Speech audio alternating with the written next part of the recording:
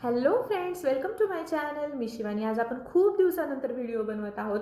आणि काय झालं, 2 ते 3 दिवसांपूर्वी मी एक लिंबाचं लोणचं बनवलं होतं, जे की खूप सुंदर झालं आहे. आणि आज मी ते परत बनवणार आहे. तर मी विचार केला की ते तुमच्यासोबत पण शेअर करूया. तुम्ही पण एकदा नक्की ट्राय करा. खूप छान होतं. गूळ टाकून क्रशवाला असं आपण लोणचं बनवणार आहोत. आणि तुम्ही पण नक्की बनवा आणि मला नंतर येऊन सांगा की ते कसं झालं. तर इथं मी लोणचं बनवण्यासाठी लिंब स्वच्छ धुवून त्याला पुसून घेतलेत.